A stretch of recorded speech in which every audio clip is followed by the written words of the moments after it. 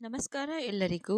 4ನೇ ತರಗತಿಯ ಕನ್ನಡ ಪಾಠ 6 ದೊಡ್ಡವರು ಯಾರು? ಇದರಲ್ಲಿ ನಾವು ಪ್ರಶ್ನೋತ್ತರಗಳು ಮತ್ತು ಭಾಷಾಭ್ಯಾಸವನ್ನು ನೋಡೋಣ ಬನ್ನಿ. ಅಭ್ಯಾಸ: ಪ್ರಶ್ನೆಗಳಿಗೆ ಒಂದೊಂದು ವಾಕ್ಯದಲ್ಲಿ ಉತ್ತರ ಬರೆ. ಇಲಿಗಳ ಸಂಸಾರ ಎಲ್ಲಿ ವಾಸವಾಗಿತ್ತು? ಒಂದು ಊರಿನಲ್ಲಿ ಇಲಿಗಳ ಸಂಸಾರ ವಾಸವಾಗಿತ್ತು. 2ನೇ ಪ್ರಶ್ನೆ: ತಂದೆ ತಾಯಿ ಇಲಿಗಳು ಏನೆಂದು ಯೋಚಿಸಿದವು?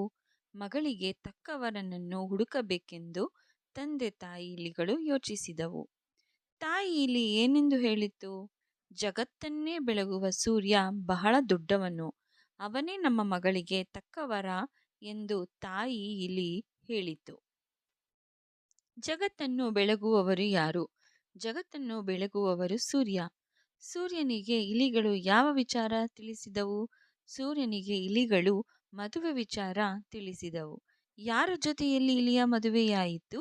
ಇಲಿರಾಯನ ಜೊತೆಯಲ್ಲಿ ಇಲಿಯ ಮದುವೆಯಾಯಿತು. ಕೊಟ್ಟಿರುವ ಮಾತನ್ನು ಯಾರು ಯಾರಿಗೆ ಹೇಳಿದರು? ಜಗತ್ತನ್ನೇ ಬೆಳಗುವ ಸೂರ್ಯ ಬಹಳ ದೊಡ್ಡವನು.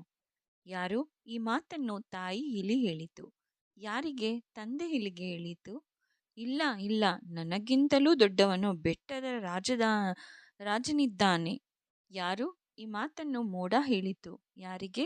ತಂದೆ ಇಲಿಗೆ ಹೇಳಿತು. ನಮ್ಮ ಮಗಳಿಗೆ ಇಲಿರಾಯನೇ ತಕ್ಕ ವರ. ಯಾರು ಈ ಮಾತನ್ನು ಹೇಳಿದರು? ಈ ಮಾತನ್ನು ತಂದೆ ಇಲಿ ಹೇಳಿತು. ಯಾರಿಗೆ? ತಾಯಿ ಇಲಿಗೆ ಹೇಳಿತು. ವಾಕ್ಯಗಳನ್ನು ಗಮನಿಸಿ ಸರಿ ತಪ್ಪುಗಳನ್ನು ಗುರುತಿಸಿ, ತಪ್ಪಿದರೆ ಸರಿಪಡಿಸಿ ಬರೆಯಿರಿ. ಒಂದು ಊರು, ಅಲ್ಲೊಂದು ಹುಲಿಗಳ ಸಂಸಾರ ಇತ್ತು. ಒಂದು ಊರು, ಅಲ್ಲೊಂದು ಇಲಿಗಳ ಸಂಸಾರ ಇತ್ತು. ಮಗನಿಗೆ ಸರಿಯಾದ ವರ ಬೇಕೆಂದು ಇಲಿಗಳು ಯೋಚಿಸಿದವು. ಮಗಳಿಗೆ ಸರಿಯಾದ ವರ ಬೇಕೆಂದು ಇಲಿಗಳು ಯೋಚಿಸಿದವು. ಬೆಟ್ಟದ ರಾಜನ ಬಳಿಗೆ ಇರುವೆಗಳು ಹೋದವು. ಬೆಟ್ಟದ ರಾಜನ ಬಳಿಗೆ ಇಲಿಗಳು ಹೋದವು. ಕೊಟ್ಟಿರುವ ಪದಗಳನ್ನು ಸರಿಯಾಗಿ ಜೋಡಿಸಿ ವಾಕ್ಯ ರಚಿಸಿ. ತಂದೆ ಇಲಿಗಳು ಯೋಚಿಸಿದವು. ತಾಯಿ ತಂದೆ ತಾಯಿ ಇಲಿಗಳು ಯೋಚಿಸಿದವು. ಬೆಳಗುವ ಬಹಳ ಸೂರ್ಯ ದೊಡ್ಡವನು, ಜಗತ್ತನ್ನೇ ಬೆಳಗುವ ಸೂರ್ಯ ಬಹಳ ದೊಡ್ಡವನು. ಇಲಿಗಳು ಬೆಟ್ಟದ ಹೋದವು ಬಳಿಗೆ ಬೆಟ್ಟದ ರಾಜನ ಬಳಿಗೆ ಇಲಿಗಳು ಹೋದವು. ಈ ಕೆಳಗಿನ ಪದಗಳನ್ನು ಬಳಸಿ ಸ್ವಂತ ವಾಕ್ಯ ರಚಿಸಿ. ಯೋಚಿಸು. ಪರೀಕ್ಷೆಯಲ್ಲಿ ಯೋಚಿಸಿ ಉತ್ತರಿಸಬೇಕು. ತೀರ್ಮಾನಿಸು. ತೀರ್ಪು ನೀಡುವಾಗ ಯೋಚಿಸಿ ತೀರ್ಮಾನಿಸಬೇಕು. ಸಮರ್ಥ. ಪ್ರಧಾನಿ ನರೇಂದ್ರ ಮೋದಿಯವರು ಸಮರ್ಥ ನಾಯಕರು.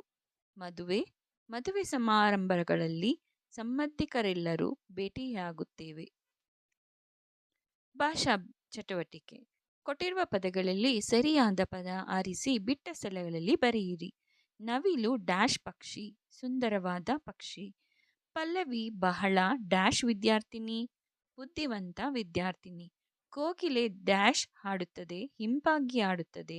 ಮೋಹನ ಡ್ಯಾಶ್ ನೃತ್ಯ ಮಾಡುತ್ತಾನೆ, ಚೆನ್ನಾಗಿ ನೃತ್ಯ ಮಾಡುತ್ತಾನೆ. ಕೊಟ್ಟಿರುವ ಅಕ್ಷರಗಳನ್ನು ಬಳಸಿ ಪ್ರಾಣಿಗಳ ಹೆಸರು ಪಟ್ಟಿ ಮಾಡಿ. ಹಸು, ಕರಡಿ, ತೋಳ, ಕತ್ತೆ, ಇಲಿ, ನರಿ, ಎಮ್ಮೆ, ಹುಲಿ. ಅಕ್ಷರಗಳನ್ನು ಬಳಸಿ ಈ ರೀತಿ ನಾವು ಪ್ರಾಣಿಯ ಹೆಸರನ್ನು ಮಾಡಬಹುದು. ಪ್ರಾಣಿ ಪಕ್ಷಿಗಳ ಕೂಗನ್ನು ಅನುಸರಿಸಿ ಸೂಕ್ತವಾದುದಕ್ಕೆ ಗೆರೆ ಎಳೆದು ವಂದಿಸಿ. ಕೋಳಿ ಕೊಕೊಕೋ, ಕಾಗೆ ಕಾಕಾ, ಬೆಕ್ಕು ಮ್ಯಾವ್ ಮ್ಯಾವ್, ನಾಯಿ ಬೌ ಬೌ, ಕೋಗಿಲೆ ಕುಹು ಕುಹು. ಕೊಟ್ಟಿರುವ ಪದಗಳಲ್ಲಿ ಸರಿಯಾದ ರೂಪವನ್ನು ಗುರುತಿಸಿ ಬರೆ. ಹೆಣ್ಣು ಹೆಣ್ಣು, ಹೆಣ್ಣು. ತಾಯಿ ತಾಯಿ, ಎರಡನೇದು ತಾಯಿ. ಮೋಡ ಮೋಡ, ಮೊದಲನೆಯದು ಮೋಡ. ಸೂರ್ಯ ಸೂರ್ಯ, ಮೊದಲನೆಯದು ಸೂರ್ಯ. ವರ ವರ ವರ. ಬೆಟ್ಟ. ಈ ಕೆಳಗಿನ ಪದಗಳನ್ನು ಓದಿ ಬರೆ. ಮಾದರಿ: ಸಲಿಗೆ, ಸಲಹು, ಸರಕು, ಸಮರ, ಸನಿಹ, ಸಹಜ. ಈ ಕೆಳಗಿನ ವಾಕ್ಯಗಳ ಮಾದರಿಗಳನ್ನು ನಕಲು ಮಾಡಿ. ಪ್ಲಾಸ್ಟಿಕ್ ಬಳಕೆ ಪರಿಸರಕ್ಕೆ ಹಾನಿಕರ. Thank you for all my channel subscribers and viewers. Thank you for all your great support. Thank you.